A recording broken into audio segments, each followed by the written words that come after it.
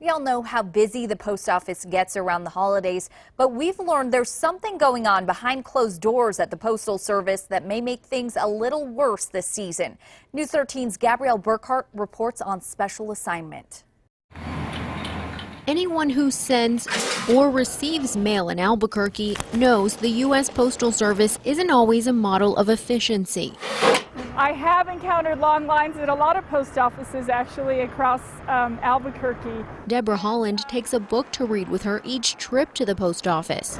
Sometimes they can go beyond the normal, holiday traffic. It's part of the reason Ken Fajardo, president of the American Postal Workers Union in Albuquerque, is worried about what's coming. Here in Albuquerque, what they want to do is cut a total of 63 jobs throughout the city. He says word of the job cuts came down from Washington, and his office was just notified last month. We've been hearing the rumblings for months now, and it's slowly working its way to the west.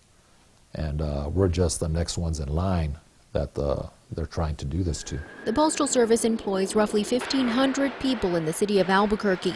Fajardo says jobs on the chopping block range from mail handler positions in the processing and distribution center to mail processing and window clerks. 47 of those jobs, he says, are being abolished. The other 16 are reversions or vacancies the Postal Service is doing away with. Cuts are not the answer.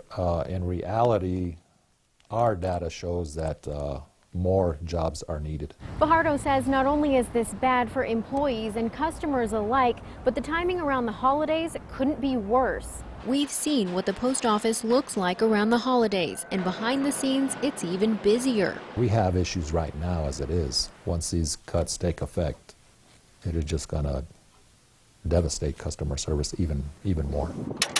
Recurring issues, for instance, like when someone has a mailbox broken into, already take weeks to repair. It's just so frustrating. And try calling the post office to fix a problem. It rings and rings and rings, and nobody answers. There's no machine. Problems that customers do have, they're going unanswered and unresolved. And do you believe that's because they're understaffed? Without a doubt. Cutting jobs, even in the processing center, Fajardo claims will affect the customer in the long run. And full-time employees whose jobs are going away, he says, might be able to continue work with USPS if they relocate outside of Albuquerque. It's really not fair, and it's not justified. We tried calling the Postal Service plant manager and local customer service spokeswoman. This is Gabrielle Burkhart with KRQE Channel 13. Neither of them called us back. But we did get an emailed statement from the regional spokesman in Phoenix saying in part, quote, despite growth in the package segment of our business, overall mail volume has declined by over 3 billion pieces.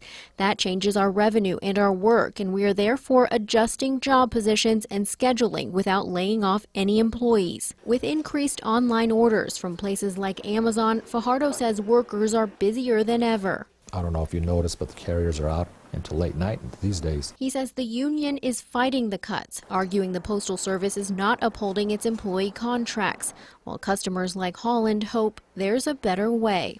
I mean, we need every single job we can have right here in Albuquerque. On special assignment, Gabrielle Burkhart, KRQE News 13.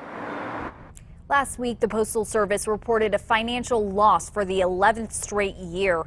After we started asking questions, Fajardo says the local plant manager told him they'll work to postpone some of the job cuts until after the holidays.